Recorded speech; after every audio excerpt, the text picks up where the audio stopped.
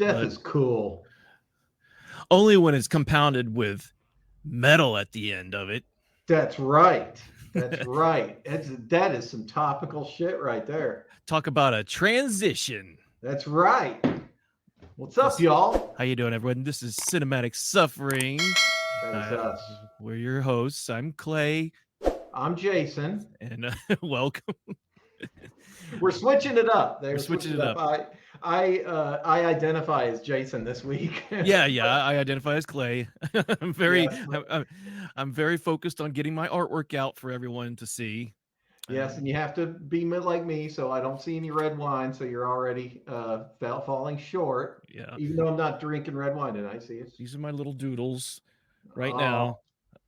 I'm trying those to are yeah. I'm trying to create a devil's concerto on a slip of paper here, and those Don't were do it. Don't do it. You'll grow big, fakey looking rubber horns out of the top of your head. oh, is that where they were growing from?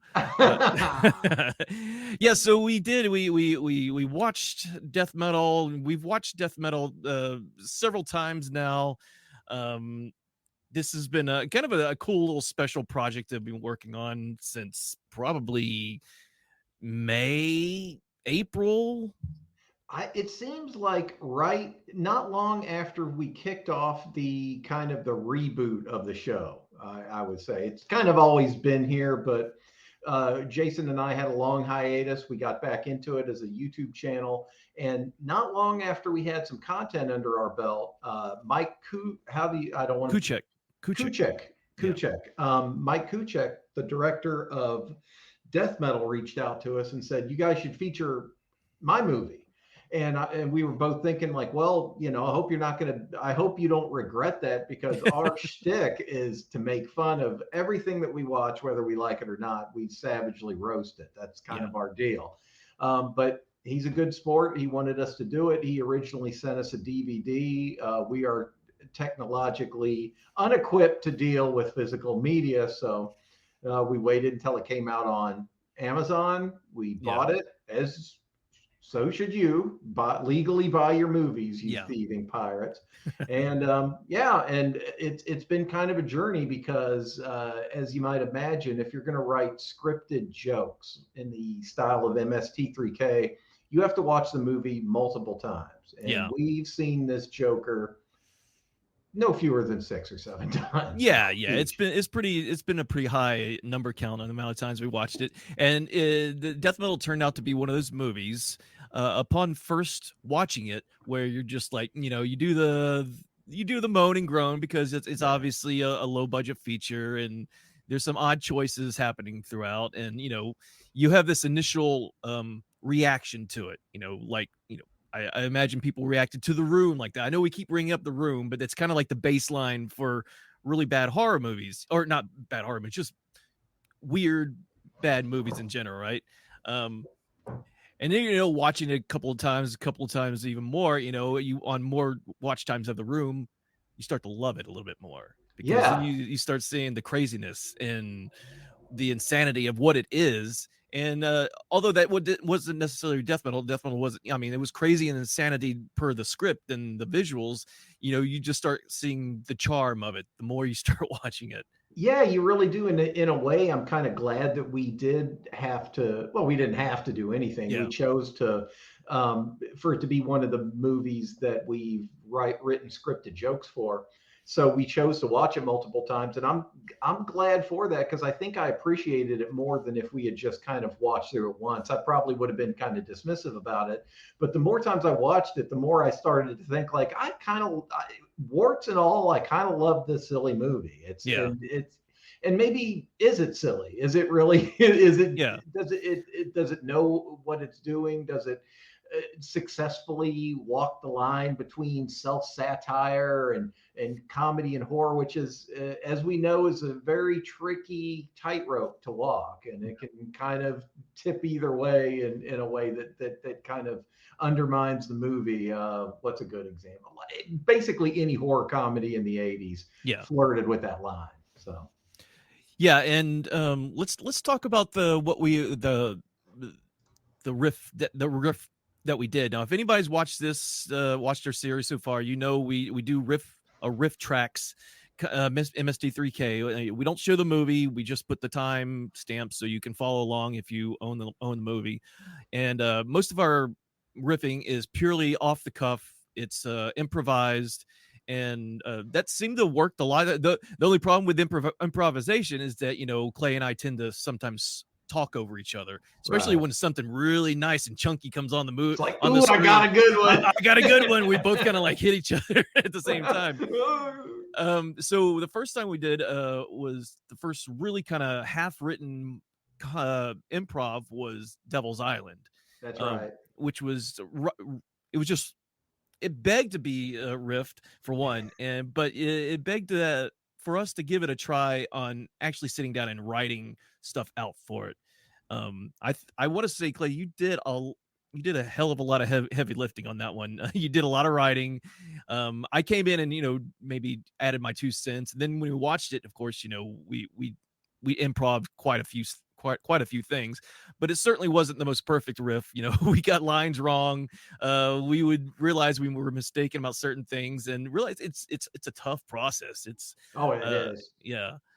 So with death metal, we wanted to do something a little bit more special. We wanted to really, and we did. We went through and practiced the lines. We realized what couldn't fit, and we even went back and re-recorded several things to kind of fit in where we into the narrative where we actually wanted it to be.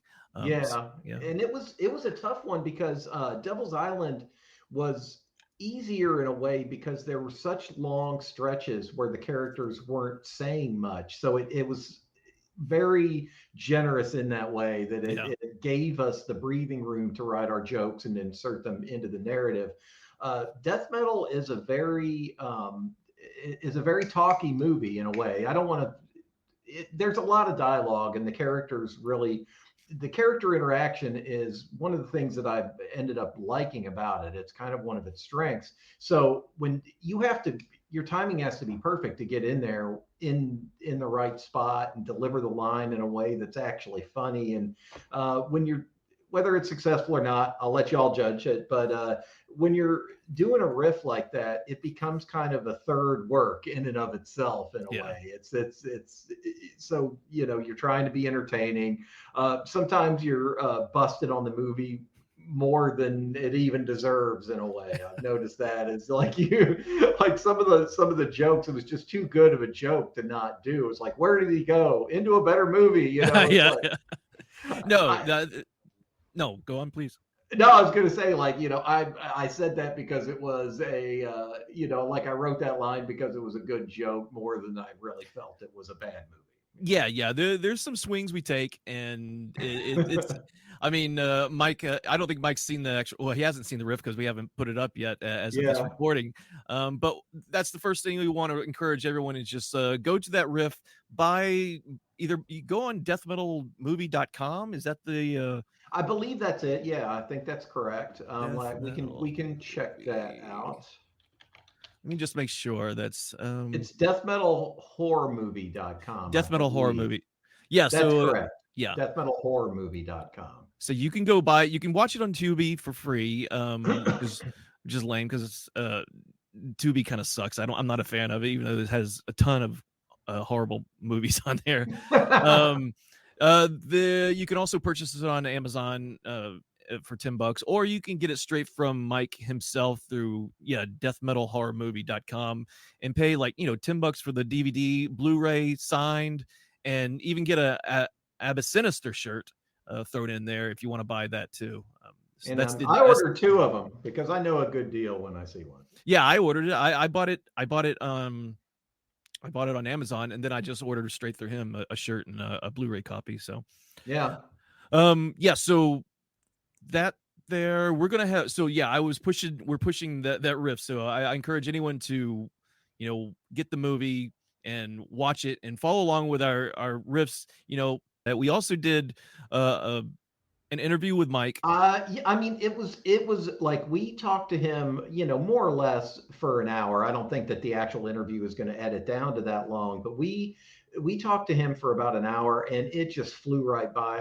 And he was just such a nice, affable guy, and yeah, that's why. Like, if you're watching this as a review, I'm in. I'll tell you, be honest. I'm incapable of giving you a very kind of rigorous, like a sanitary review of this movie because I do feel kind of close to it, and I do Yeah. appreciate Mike for coming and talking to us. So, if you want me to distill it down into an easy thing, I like death metal a lot, and I still do. I mean, Yeah. I don't know that I'm gonna rewatch it again too many. I'll probably rewatch it again soon because I genuinely want to watch the riff from beginning to end that we worked so hard on.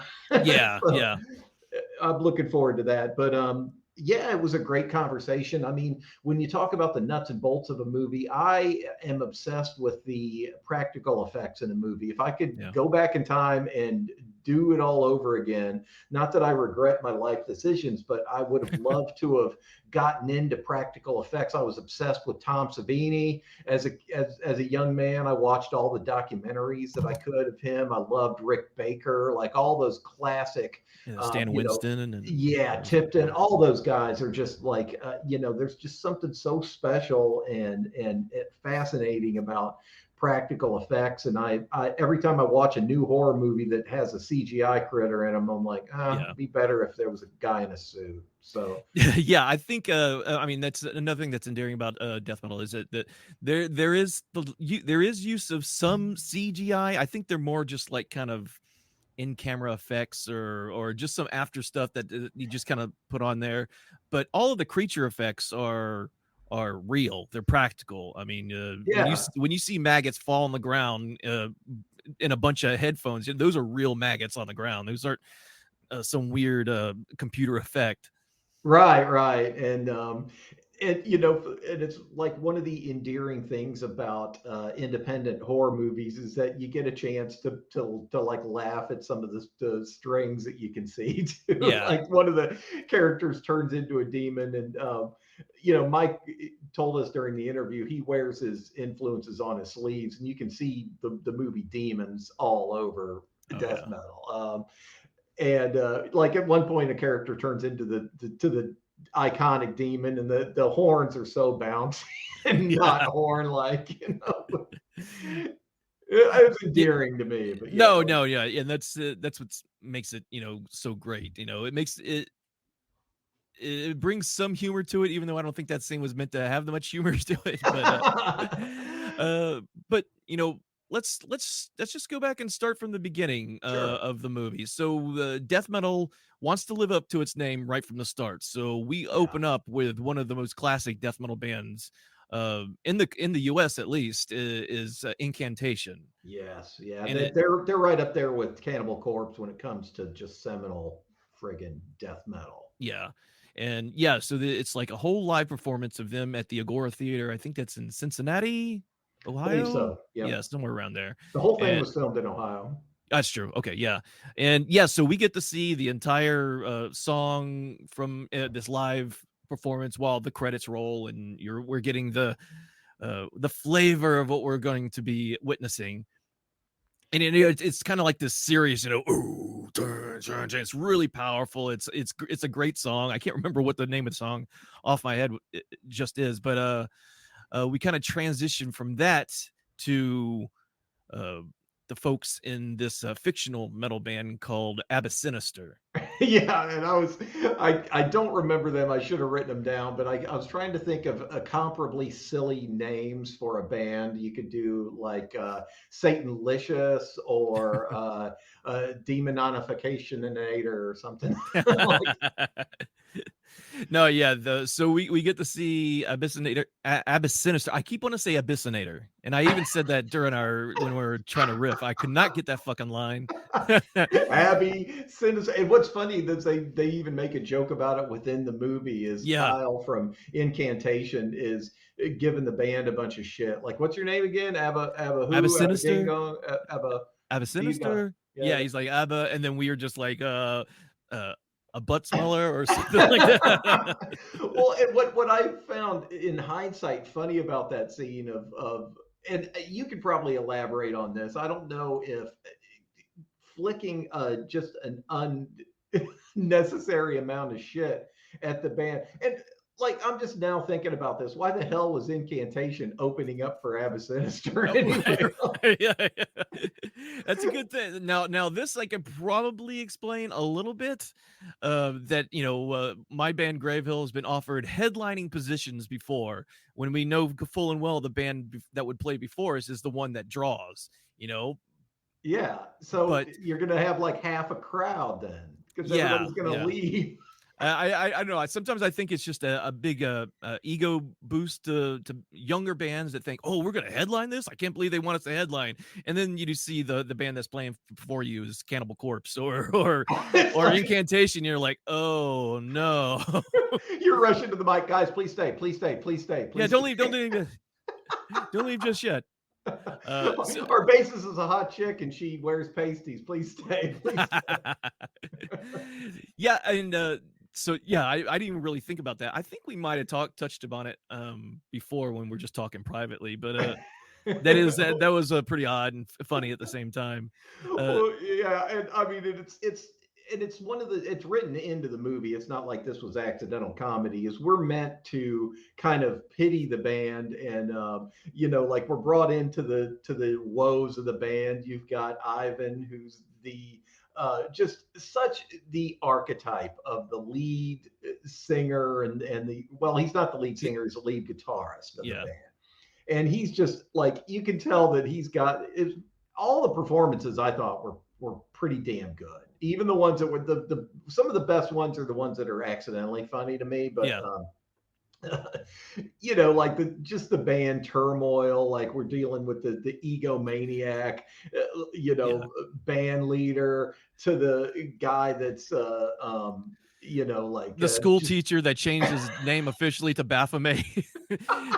It was such an exaggeration of everything that bands go through, and that's what was really cool about it. Is like these are all experiences that, even though I haven't had all this shit happen to me all at once, it's happened to me in pieces. yeah. Even to me, kind of being the egomaniac at times, and I could feel right at home with what Mike was doing with these scenes of this poor torment this poor band was going through. Well, what was funny is like from the very beginning, the incantation dudes are fucking with them about not being able to understand what their name is. What is it again? Have a poo, have what? And they're like, oh yeah. And then they go off into this long diatribe about what a bunch of screw ups they are and how they had this disastrous tour in Europe. And there's some vague mention of a chick in Greece that must have gave everybody syphilis or something. And I thought it was pretty funny. It's like you don't know their name, but you know every bit of trivia about what a bunch of screw ups they are. It's Right, yeah. And I thought one of my favorite lines was that, when the bassist Chuck Sherwood of Incantation, he goes, "Oh, what's your name?" And the guy's like, "Baphomet." He's like, "What?" He goes, "Oh, my name's Baphomet." And he's like, "Of course it is." And I was just rolling. I was like, "Yeah, that's a good that's a good line. Of course it is." There you go. You got to remember. Abbott Sinister has all the corpse paint on. They're all dressed up. About to go on stage, so they look absolutely ridiculous. Yeah, they look like Halloween. It looks like Party City costumes, Yeah, which I think was intentional. But you know, what's funny from talking to Mike is that he either claimed or he was just being totally earnest that he wasn't very familiar with Rock and Roll Nightmare, and it was like, yeah. yeah, but you you accidentally made the sequel to it, buddy. It's like. It's a Um, worthy sequel for sure. If it is. it's like honestly, if they had said like if they had called this movie Rock and Roll Nightmare 2, I would have been like, well, it's almost kind of like the way that the contemporary Evil Dead movies are in the spirit of Evil Dead, but they're Yeah, not starring the same people. I would have right. totally bought it. And I'm not saying that the two works are that similar, but the Yeah. the spirit of it is definitely there. There's a lot of rock and roll, a lot of metal for all of its goods and bads and in betweens and a lot of horror that's is sometimes comedy accidentally. Right, yeah. Now, I think another unspoken thing in the movie was that Abbott Sinister was kind of on a mid level where they're not just a regular local act. They do have some notoriety in the scene. It's just that they just been going through all these troubles. The Europe thing is, they don't really touch on it a lot, but something happened in Europe that really toasted their careers, it felt like. And they're just coming back to the States. They're going to play their first show and who knows how long. Again, this is all unspoken. This is what I'm forming in my head from everything that happened in the movie. And it's a complete and utter disaster when they go up on stage. Right when it feels like they're about to do it, Caton, the vocalist, I think he actually starts singing. You start hearing some kind of stuff, and all of a sudden you hear this heckler. Everyone leaves, and then this heckler stays and just starts yelling beans. And to another iconic moment in death metal. This guy. Yeah, it just totally. And I, as a, like, again, you could probably speak to this a lot more than I can. That felt so real or so genuine in some ways, that something like that has happened to somebody at some point, is just like, to where what little momentum you had was just sucked away in one by one asshole. And it kind of makes me think, like, man, I've been that dickhead before. Like, like the first time I saw your band play live, I feel bad about it in hindsight. I was fucking with the opening band like so hard. I mean, because it was just like, they just didn't have the stage presence of a metal band. Technically, they were really good, but they just all seemed like, manic depressive stepdads or something. And like the lead singer would be like, we're from Southern California. And I'd be like, I thought you were from Northern California. And he's like, no, we're from Southern California. He's just addressing you in a normal voice. It's like, is this next song is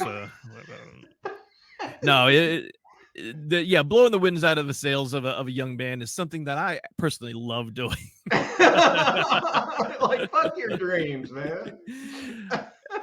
But Abyssinated, what is it? Abyss Sinister. Abyss Sinister. Just think ABBA, like ABBA Sinister. I got it. Yeah, okay, you got it. All right. So ABBA Sinister is it does have some leverage. They get some kind of gig with a professional music producer. It's someone who's always been people been wanting to work with him for a lot. The enigmatic Fleming.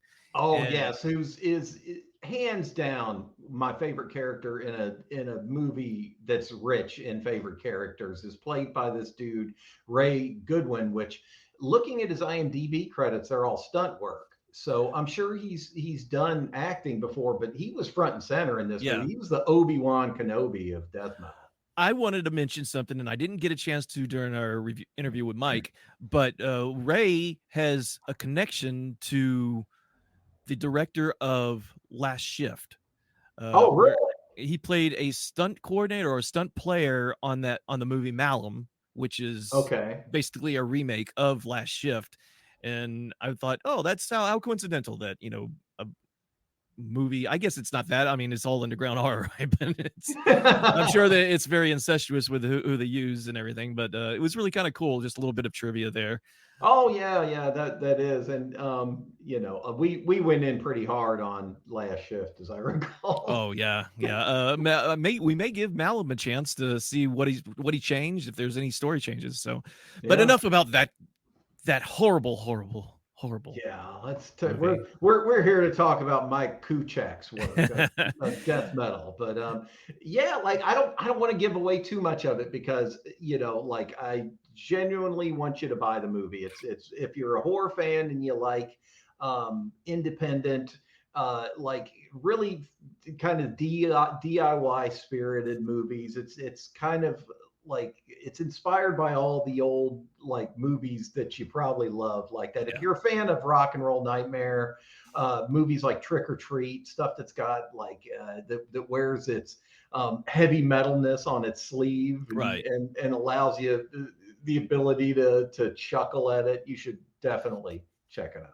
Criticisms of the movie, I mean, they're just kind of like basic criticisms of everything we've already pretty much watched, just some of the odd camera choices. I think we kept seeing exterior shots of where they're at consistently, and that became a running joke through our commentary. It was like, yep, still here kind of thing. I hate to be stringent with a rule of thumb, but an establishing shot, you need one. You don't. I don't need to remind everybody that we're in my house by showing you the front of it Yeah. 20 times. There was we made fun of that. Like, well, what other kind of Well, nitpicks did you I have? think one of the things I would have liked to seen was maybe just have a song that was by a fake, because I kind of brought it up near the end of our interview. Is like, hey, when are you going to get the an Abba Sinister, band, ghost band together, so you Yeah, can produce some music, maybe have like a little 4-song demo, just get a bunch of musicians together and have them write something that would be in the vein.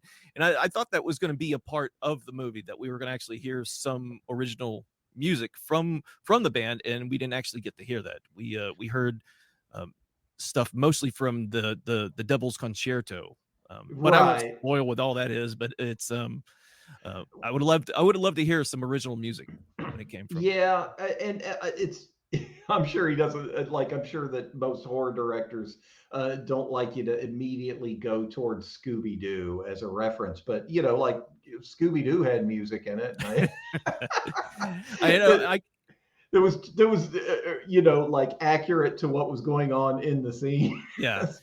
I mean, that may have just been just his production schedule and the money issue and everything, that maybe he just couldn't get all that stuff together. But it's still a dream. It's still hopeful. It's still in the air. I say it's still in the air. You can get some musicians together, get an Abba Sinister night, and then you can sell their little demo on your page. So Yeah, there you go. Like like almost a prequel to death metal. right, If I had to pick on it, and like I mentioned, all the obvious stuff is I kind of find to be what makes it charming. So, like the cheap looking special effects, some questionable cinematography here there. I'm not going to fuck with it about that. It's yeah, like you got your movie made awesome. The thing that I would say about it is the main MacGuffin of the movie is the Devil's Concerto. It's basically the Necronomicon of the movie. I felt like it didn't have a hell of a lot of teeth to it. Like it just, kind of with the Necronomicon and the Evil Dead movies, that thing just resonates with evil, having just seen the cover of it. yeah, The Devil's Concerto just didn't seem to like there didn't seem to be any kind of reasons for it. It didn't seem to be thought out that well about why it turns everybody evil. The backstory of the lady that appears as a ghost that wrote it doesn't seem to be real fleshed out. I think it would have been kind of cool to see maybe some like real quick backstory of her getting drug out to be burned by the ignorant peasants, or just maybe, something to kind of ground it and give it some like meat, just a little bit of more meat on the bone. That's kind of a nitpick, but yeah. like the MacGuffin in any horror movie needs to be its own character, and the Devil's Concerto felt like a plot device more than an actual kind of Yeah. weighty character within the movie. Right. Yeah. For me, the thing that kind of makes me love death metal is the actors that play the characters and the characters themselves. Like if I'm sure that if Mike went back and did a rewrite, he would have punched up some lines here a little bit more. But the dialogue is pretty damn good, and the jokes land without them being really sly and winky at the camera. There weren't these groan-worthy fourth wall breaks that you Yeah. see in some movies. So Yeah. I yeah, mean, I enjoyed that. yeah, our nitpicks are small and few. Big shout out to uh, Caitlin and Shadia Martin, who's a very talented person in her own right. Chris Richards with Baphomet, and Ray Goodwin as Fleming. Yeah. Ray Goodwin he's if he's not your favorite character, I'd like to hear who is. Yeah. They were all pretty damn good for a kind of for an independent feature like this. He got some pretty talented people in the cast. Yeah, absolutely, absolutely. So that's is that about it? I guess. Go get death metal. Support it. Support the arts. Support indie filmmakers. Get Yeah, death we're metal. gonna we're gonna be dropping the death metal content over a few days, so we're not just kind of like just big trauma dumped of videos and podcasts all at once. It's What was the other one that's kind of like almost the sibling to this one, this movie that we just watched? We're talking about looking at that one in the future. we're talking After Party Massacre, I think, right? Yeah, that'd be a fun one. I'd like Or- to, take a look at the most recent Jeepers Creepers movie for all the yeah. right/wrong reasons. Jeepers Creepers Reborn, yeah. Yeah, and hey, we're always open to audience participation. There's something you want us to watch, we'll check it out. Yeah, and also keep on a lookout for classic episodes dropping on the channel of Absolutely. the first 14 episodes that Clay and I did. Are really funny. I mean, I'm biased, of course, but they just keep getting better with every interview. And by the end, the last one we do of the old iteration of Cinematic Suffering is probably one of the best. It was funny, but you can tell we're just so absurdly done with going through alphabetical order of Netflix. Those were fun, and those were audio only. So it's fun to listen back to the genesis of that. Some of our reviews of the movie last almost as long as the movie. So if you're into just kind of putting on a podcast and chuckling along with a couple of horror movie nerds, that's going to be your jam. Yeah, we do. We specifically go through the movie, step by step from beginning to end, and we put in there's various skits that we do that are in there that we kind of improv at first, and then by near the last couple episodes we're actually writing out skits and putting them in there. So That's good. It was good fun. Yeah, we're going to try to incorporate more of that stuff with this format too. Just trying to give it in a visual medium is going to be kind of weird, but we'll see. We'll work on it. See what we're creative guys. We'll come up with something. But just definitely stick around. We're always cooking up new ideas. We really appreciate your support. Probably should have mentioned it before. Smash the like button, subscribe. That stuff really helps. I know every YouTuber asked for it, but it truly helps grow the channel. Yeah, absolutely. With that has been Death Metal the Review. Definitely encourage, like we said at the beginning, to go out and buy this thing, rent it at the very least, and check it out, give it a chance, and mostly just watch it with our commentary on it, because it may make especially if you're watching alone, you may make the time pass a little faster. Yes, I highly encourage you to do just that. Until next time, thank you, everyone. I'm Clay. I'm Jason. I'm actually not Clay. That's Jason. Yes, I'm Jason. Yeah, there we go. Thanks for joining us, guys. Talk to you later. Peace out, y'all. Embrace it.